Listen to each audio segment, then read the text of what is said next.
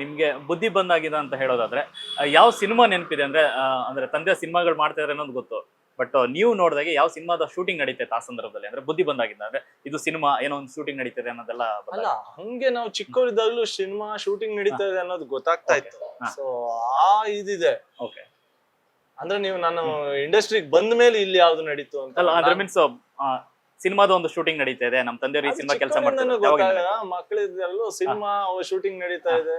ಮತ್ತೆ ಸಿನಿಮಾದಲ್ಲಿ ಮಾಡೋದು ಎಲ್ಲ ಆರ್ಟಿಸ್ಟ್ ಗಳು ಒಂದ್ಸತಿನಾರ ಇಲ್ಲಿ ಶೂಟಿಂಗ್ ಇದ್ದಾಗ ಮನೆಗೆ ಊಟಕ್ಕೆ ಬರೋರು, ಅಪ್ಪ ಕರಿತಿದ್ರು ಮನೆಗೆ ಊಟಕ್ಕೆ ಬರೋರು, ಕಾಫಿ ತಿಂಡಿಗೆ ಬರೋರು. ಸೊ ಅವ್ ಮಾತಾಡಿಸ್ತಿದ್ವಿ. ಆ ಅರಿವಿತ್ತು, ಎಸ್ ಅಪ್ಪ ಸಿನಿಮಾ ಆರ್ಟಿಸ್ಟ್ ಡೈರೆಕ್ಟ್ರು, ಸೊ ಇಲ್ಲಿ ಶೂಟಿಂಗ್ ನಡೀತಾ ಇದೆ ಅನ್ನೋ ಒಂದು ಅರಿವಿತ್ತು.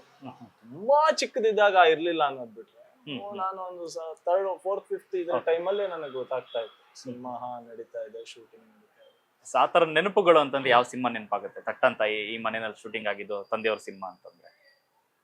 ಆತರ ನನಗೆ ಸ್ವಲ್ಪ ನಾಲೆಜ್ ಇದಲ್ಲಿ ತುಂಬಾ ಕ್ಲೀನ್ ಆಗಿ ಗೊತ್ತಾಗಿದ್ದು ಅಂದ್ರೆ ಹಲೋಯಮ್ಮ ಆಕ್ಚುಲಿ ಇಲ್ಲೇ ಈ ಫುಟ್ಬಾತ್ಸ್ ಅಲ್ಲಿ ನಡೆದಿತ್ತು. ಆವಾಗ ದೊಡ್ಡಣ್ಣ ಸರ್ ಬಂದಿದ್ರು, ಸಂದೀಪ್ ವಕೀಲ್ ಅವ್ರು ಬಂದಿದ್ರು. ಸೊ ಆವಾಗ ಆ ನೆನಪುಗಳಿದೆ. ಅವು ಒಂದ್ 2 ದಿವಸ ಇಲ್ಲೇ ಊಟನೂ ಆಗಿತ್ತು. ಅವ್ರಿಗೆ ಎಲ್ಲಾರ ಸಿಕ್ದಾಗ ಹೇಳ್ತಾ ಇರ್ತಾರೆ ದೊಡ್ಡಣ್ಣ ಸರ್, ನಿಮ್ ಮನೆ ಊಟ ಆವತ್ತು. ಅದು ಬಿಟ್ರೆ ಚಿಕ್ಕವರಿದ್ದಾಗ ನಡೀತಾ ಇತ್ತು, ನಾವು ನಮ್ ಪಾಡಿಗೆ ಇರ್ತಾ ಇದ್ವಿ ಮಕ್ಕಳಿದ್ದಾಗ, ತುಂಬಾ ಚಿಕ್ಕವರಿದ್ದಾಗ. ಸೊ ಆ ಇದಿರ್ಲಿಲ್ಲ. ಹಲೋ ಯಮ್ಮ ಆ ಟೈಮ್ ಅಲ್ಲಿ ನನಗೆ ಒಂದಿಷ್ಟು ಜ್ಞಾಪಕಗಳಿದಾವೆ.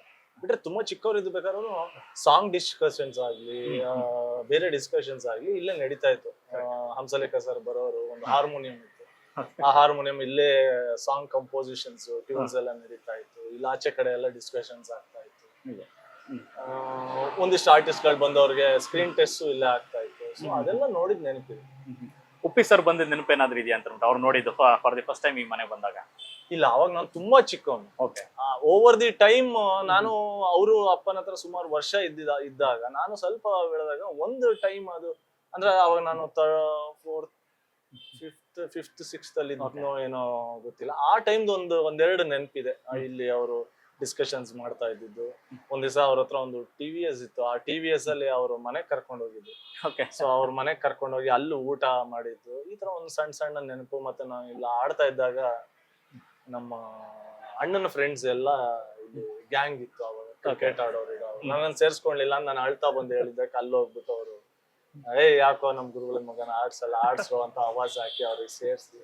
ಈ ತರದ ಸಣ್ಣ ನೆನಪುಗಳು ಅಷ್ಟೇ. ಬಟ್ ಇವತ್ತಿಗೂ ಕೂಡ ಉಪ್ಪಿ ಸರ್ ತಂದೆ ಮೇಲೆ ಇಟ್ಟಿರುವಂತ ಗೌರವ ಮತ್ತೆ ಅದು ಅಭಿಮಾನ ಇದೆಲ್ಲ ತುಂಬಾ ದೊಡ್ಡದಾಗ್ತದೆ. ಯಾವುದೇ ವೇದಿಕೆಯಲ್ಲಿ ಇದ್ರು ತಂದೆಯವ್ರು ನೆನೆಸ್ಕೋತಾರೆ, ಅವ್ರ ಬಗ್ಗೆ ಒಂದಷ್ಟು ಘಟನೆಗಳ ಅಥವಾ ನೆನಪುಗಳನ್ನ ಬಿಟ್ಟಿರ್ತಾರೆ. ಅದೆಲ್ಲ ನೋಡಿದಾಗ ಹೇಗೆ ಅನ್ಸುತ್ತೆ?